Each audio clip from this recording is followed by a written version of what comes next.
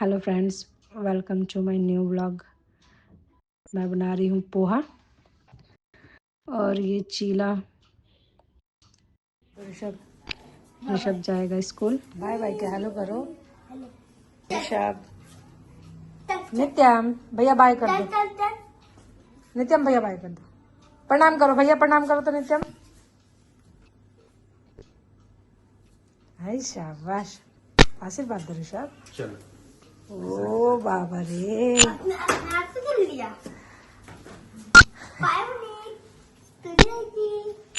बोलो कोई नहीं भैया, हम लेने आएंगे आपका। नित्यम बाय बाय ऋषभ।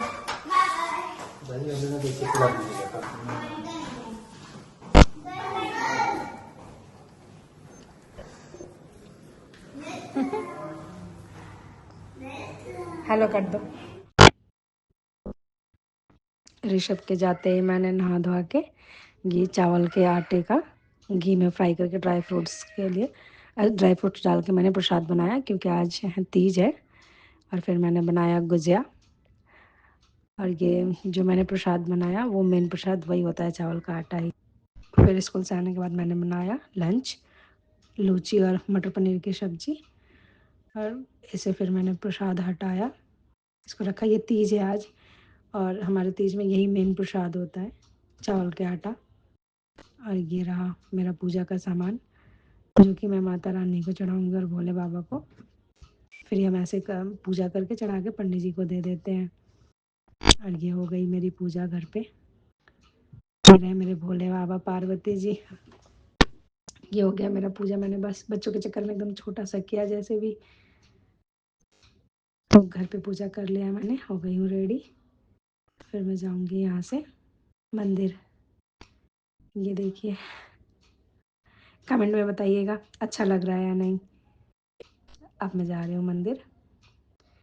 घर से थोड़ी ही दूर पे है मंदिर। साड़ी पहन के ऊपर से इतनी सारी चीज़ें ना पकड़ के जाने में ना बहुत मुश्किल हो रही थी। बाहर बारिश भी हो रही थी, साड़ी भी बहुत हैवी थी, चला ही नहीं जा रहा था। मंदिर में जाने के बाद बहुत उतनी भी ज़्यादा भीड़ नहीं थी, मुझे लगा बहुत भीड़ होगी। एक तो दिल्ली में क्या है ना कि सभी लोग करवा चौथ करने लगे हैं। भाई तीज को तो बहुत कम ही लोग कर रहे हैं, पता नहीं क्यों। जबकि हमारा तीज ही है, करवा चौथ है ही नहीं।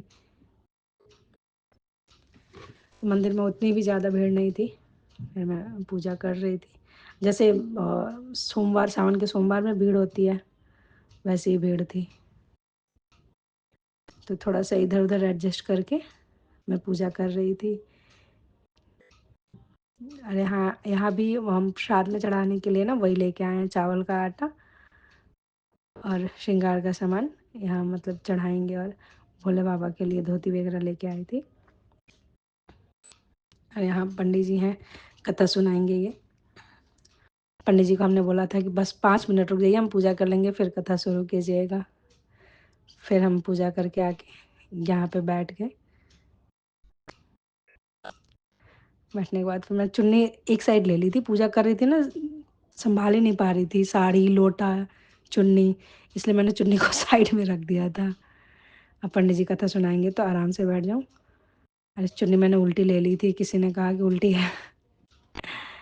फिर मैंने उसको सीधा करके लिया। जल्दी से ओढ़ ओढ़ के बैठना था कि पंडित जी कथा शुरू करेंगे।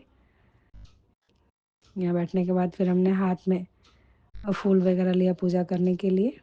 वैसे कथा हम घर पे भी सुन सकते हैं, लेकिन ना कहते हैं कि मतलब पंडित जी सुना दे तो ज़्यादा अच्छा है। अगर पंडित जी नहीं सुनाते ना, मैं पहले जब करती थी ना, कोई नहीं था ना, तो फिर मैं खुद ही घर पे बुक पढ़ लेती थी। और फिर यहाँ नाक से, ये मेरी फ्रेंड है, फिर नाक से यहाँ पे हम सिंदूर लगा रहे थे एक दूसरे को। नाक से सिंदूर लगाना ना मुझे बहुत पसंद है, और लगाने के बाद ना फेस इतना सुंदर दिखता है ना कि क्या ही कहना, अलग ही ग्लो आ जाती है। और हमारे में तो हर त्यौहार में, छठ हो या फिर जिउतिया हो, तीज हो, इसमें से नाक से सिंदूर लगाते ही हैं। प्लस वो गोवर्धन पूजा होता है ना, उसमें भी हम नाक से सिंदूर लगाते हैं।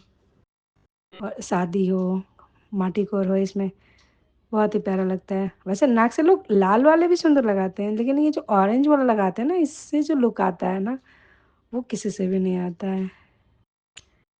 फिर हमारी हो गई थी पूजा। अब हम जा रहे थे घर। घर आने के बाद नित्यम ने देखा मेरा चूड़ा, उसको अच्छा लग रहा था, खेल रहा था चूड़े के साथ, सोया था ये जब मैं मंदिर गई थी।